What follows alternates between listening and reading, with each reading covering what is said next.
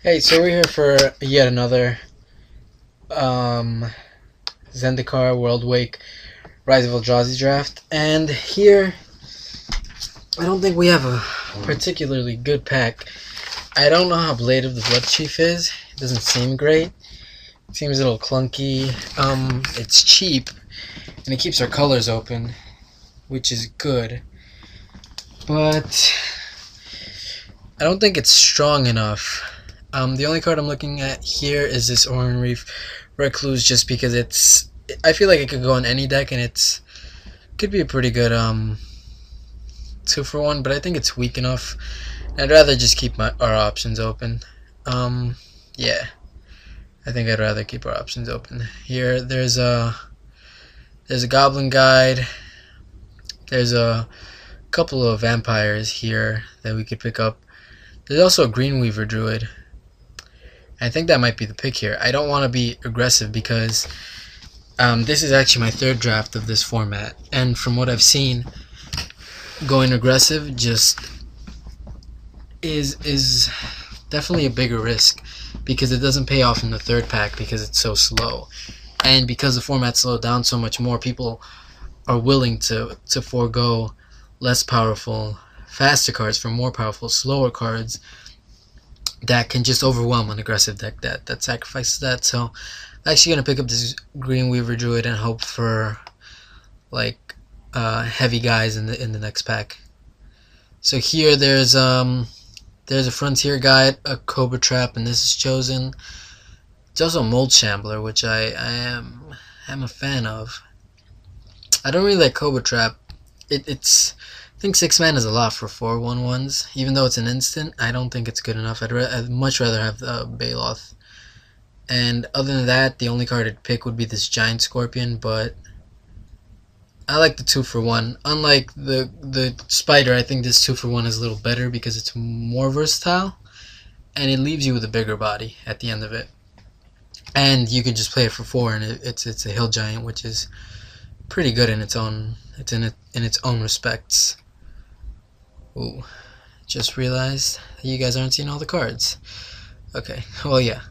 So we'll pick that up here. Here there's an Adventuring Gear. There's another Giant Scorpion, Savage Silhouette, which is not terrible actually.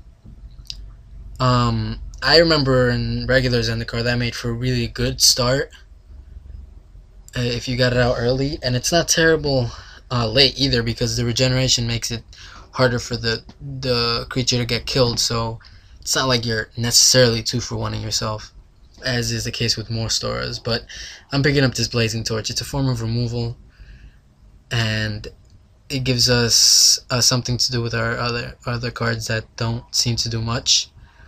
Here I'm definitely picking up this Baloth Cage Trap. One, it's the only good green card, and we haven't seen a strong reason to go into another color yet. The only other card I'd pick would be Grim Discovery, because of the second pack. There's Quicksands and there's Dread Statuaries, and I think a Grim Discovery would help there, but it's not strong enough for me to change my mind on that. Here we could pick up a Vastwood Gorger as a 5/6, 6 mana. How good is that? I don't think it's good. If we want to play mana guys, if we want to play heavy costed creatures, we could just play the Eldrazi in the last pack, which there's sure to be a lot of.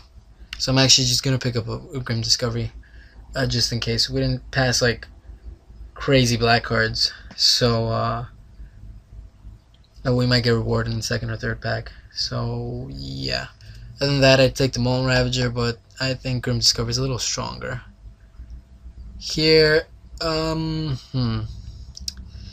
think these two are pretty weak on their own. So, on the off chance that we get like in my last draft, I splashed a Manland, and I don't think that's actually a bad idea. So I'm willing to do that again, and an Expedition map would make that so much easier. Here, there's a Feast of Blood, sorry.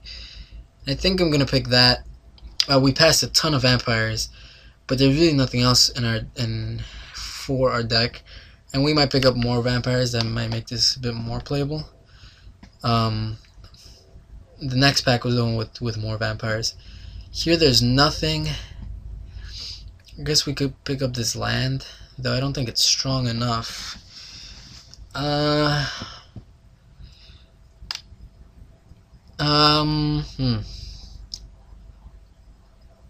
actually gonna pick up this Herda. I don't mind him at all.